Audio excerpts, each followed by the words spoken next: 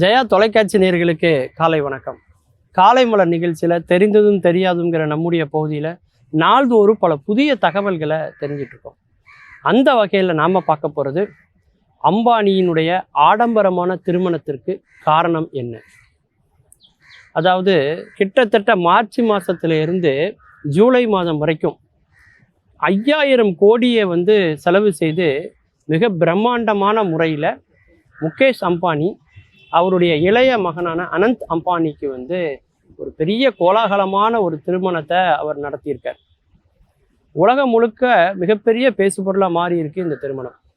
இவ்வளவு செலவு பண்ணி இவ்வளவு பணத்தை செலவழித்து அவர் ஏன் இப்படி ஒரு திருமணத்தை நடத்தணும் அப்படின்னு பலர் மனதிலையும் ஒரு கேள்வி இருக்கலாம்.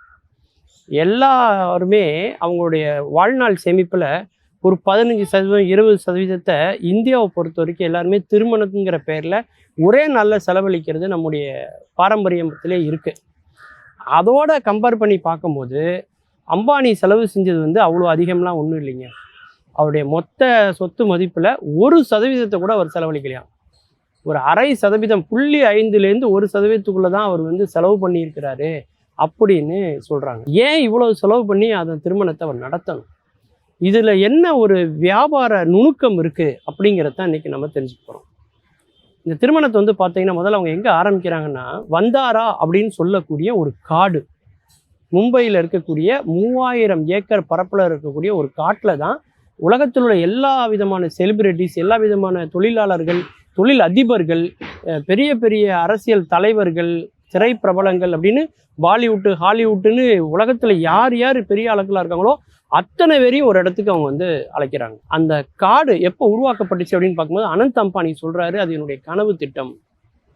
கொரோனா காலத்தில் எல்லாருமே ஊரடங்கி இருக்கும்போது இந்த வனவிலங்குகள்லாம் என்ன பண்ணும், அவங்களுக்கெல்லாம் அவங்க நோய்வாய்ப்பட்டால் எப்படி இருக்கும் அப்படின்னு ரொம்ப நான் அது மேலே கவனம் செலுத்தினேன். அதனால தான் இந்த வந்தாரா அப்படிங்கிற காட்டை உருவாக்கியிருக்கோம். உலகத்தில் அழிந்து வரக்கூடிய இனங்கள், அது பறவை இனமாக இருக்கலாம், விலங்கினமாக இருக்கலாம், அவையெல்லாம் இங்கே கொண்டு வரப்பட்டு பாதுகாக்கப்பட்டு பராமரிக்கப்படுகிறது. இங்கே உள்ள விலங்குகளுக்கு பார்த்தீங்கன்னா தனித்தனியான சமையலறையை அவங்க ஏற்பாடு செஞ்சுருக்காங்க. அந்த விலங்குகளுக்கு உணவளிப்பதற்கும் பராமரிப்பதற்கும் பாதுகாப்பதற்காகவே 2000 பணியாளர்கள் அங்கே பணியமர்த்தப்பட்டிருக்கிறாங்க. அப்படி ஒவ்வொரு இனம், அந்த ஒவ்வொரு விலங்கு இனத்திலும் உள்ள ஒவ்வொரு ஸ்பீசிஸும் அழிந்து விடாமல் பாதுகாக்கக்கூடிய ஒரு திட்டமாக இந்த திட்டத்தை வச்சுருக்காங்க. 2035க்குள்ள கார்பன் 0 உமிழ்வு நிறுவனமாக இந்த ரிலையன்ஸ் நிறுவனம் இருக்கும், இந்த அம்பானி குழுமம் இருக்கும் அப்படின்னு அவங்க அறிவிச்சிருக்காங்க. அப்படி உலகத்தில் பல ஜீவராசிகள் மீதும் ஒரு அக்கறை உள்ள ஒரு நிறுவனமாக இந்த நிறுவனத்தை அவங்க முதல்ல மக்கள் மத்தியில் கொண்டு போகிறது. உலகத்தில் உள்ள எல்லோருடைய பாராட்டையுமே அவங்க ஒரு நிமிடத்தில் பெற்றுட்டாங்க. கொரோனா காலத்தில் தொடங்கப்பட்ட இந்த நிறுவனம் இப்போ சிறப்பாக வந்துட்டுருக்கு. இந்த திருமணம் நடத்தும் போது தான் இப்படி ஒரு இது இருக்குது அப்படிங்கிறதே உலகத்துக்கு தெரியுது. அதை முதல்ல அவங்க இந்த திருமணத்தின் மூலமாக வெளிப்படுத்திட்டாங்க.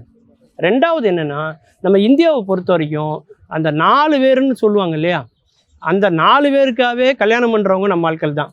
அதாவது மூத்த பொண்ணு இவ கல்யாணத்தை ரொம்ப சிறப்பாக பண்ணிருந்தா 4 பேர் என்ன சொல்லுவாங்க, இது கடைசி பொண்ணு இல்லை அது நல்லா சிறப்பாக பண்ணணும்ல, இல்லை 4 பேர் என்ன சொல்லுவாங்க அப்படின்ட்டு கல்யாணம்ங்கிற பேரில் தங்களுடைய சொத்து மதிப்பில் ஒரு பெரும் பகுதியை ஒரே நாள்லேயே செலவழிக்கக்கூடிய இது எங்கே இருக்குன்னா இந்தியாவில் இருக்குது. நம்முடைய பாரத பிரதமர் கூட மேட் இன் இந்தியா மாதிரி மேரேஜ் இன் இந்தியா அப்படின்னு அவரே ஒரு நிகழ்ச்சியில் சொன்னார். அந்த அளவுக்கு திருமணம் செய்யணுமா இந்தியாவுக்கு வாங்க அப்படிங்கிற மாதிரியான வாசகங்கள் இன்றைக்கி எழும்ப ஆரம்பிச்சிச்சு. அப்போது இந்த வெட்டிங்னு சொல்லக்கூடிய அந்த இண்டஸ்ட்ரி அதனுடைய வளர்ச்சி இன்னும் 10 ஆண்டுகளில் எப்படி இருக்கும் அப்படிங்கிறத சரியாக கணித்து தான் இந்த அம்பானி குடும்பம் இந்த திருமணத்தை இவ்வளோ கிராண்டாக நடத்துகிறாங்க அப்படின்னு சில வல்லுநர்கள் சொல்கிறாங்க.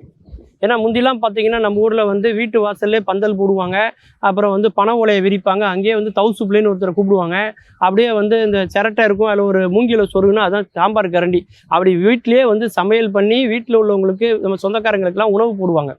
அதேமாதிரி சொந்தக்காரங்களாம் ஒன்றா சேர்ந்து போய் ஒரு பொண்ணு பார்க்க போகணுன்னு தான் போவாங்க. இன்றைக்கி அந்த உறவுகளும் கிடையாது, பெண் பார்க்குற படலமும் கிடையாது. இன்றைக்கி எல்லாம் இணையதளத்தில் வந்தாச்சு. ஒரு ஃபோட்டோகிராஃபிங்கே நம்ம எவ்வளோ பணம் செலவு பண்ணுறோன்னு நமக்கு தெரியுது. இந்திய மாதிரி வீட்டு வாசலெல்லாம் பந்தல் போட்டெல்லாம் கல்யாணம் பண்ணலை. இப்போல்லாம் கல்யாண மண்டபம், அதுவும் ஏசி அப்படின்னு மாறிட்டு, அப்படி மிகப்பெரிய வருமானம் ஈட்டக்கூடிய ஒரு துறையாக இந்த திருமணத்துறை இருக்கிறது அப்படிங்கிறத அவங்க சரியாக கணித்திருக்கிறாங்க. ரெண்டாவது என்னன்னா, உலகம் முழுக்க பல இசை நிகழ்ச்சிகள், பல நடன நிகழ்ச்சிகள் நடத்தக்கூடிய எல்லா பிரபலங்களையும் இங்கே கூட்டு வந்ததனுடைய விளைவு என்னன்னா, உலகத்தில் எந்த நாட்டில் இது மாதிரியான நிகழ்ச்சிகள் நடத்தினாலும் ரிலையன்ஸ் மூலமாக நம்ம இந்த இந்தியாவில் அதை நடத்த முடியும் அப்படிங்கிறத அவங்க மறைமுகமாக சொல்கிறாங்க. அது மட்டும் இல்லாமல் இந்த இசை நிகழ்ச்சிகள், நடன நிகழ்ச்சிலாம் பார்த்தீங்கன்னா பல கோடி புழங்கக்கூடிய மிகப்பெரிய துறையாக அது வளர்ந்து வருகிறது. அப்படி இருக்கும் பொழுது அந்த துறையில் எதிர்காலத்தில் இவங்களுடைய முதலீடு இருக்கிறதுக்கு வாய்ப்பு இருக்கலாம். அப்படி அடுத்த 10 ஆண்டுகளை மனதில் வைத்து தான் இந்த திருமணம் இவ்வளவு ஆடம்பரமாக நடத்தப்பட்டிருக்கிறது. அதனுடைய அழைப்பிதழில் பார்த்தீங்கன்னா 2 லட்சம் ரூபா கிட்ட இருக்கும் அப்படின்னு அவங்க சொல்கிறாங்க. வந்த அத்தனை பேருக்கும் அவங்க வழங்கின ஒரு கடிகாரம், கை கடிகாரம் வந்து பார்த்தீங்கன்னா 2 கோடி ரூபா ஒவ்வொருத்தருக்கு கொடுத்துருக்குறாங்க. இதனால் என்னென்னா, இந்தியாவுக்கு ரிலையன்ஸ் மூலமாக உள்ளே வந்தால் அவங்க எவ்வளோ கவனிப்பாங்க, அவங்களுடைய நம்பகத்தன்மையை அதிகப்படுத்துவதற்கான ஒரு விழாவாகத்தான் இந்த திருமணத்தை அவர்கள் ஆடம்பரமாக நடத்தியிருக்கிறார்கள் என்பதுதான் பலரின் கணிப்பு. மீண்டும் பல புதிய தகவல்களோடு, அதில் அறியப்படாத பக்கங்களோடு உங்களை சந்திக்கிறேன். நன்றி, வணக்கம்.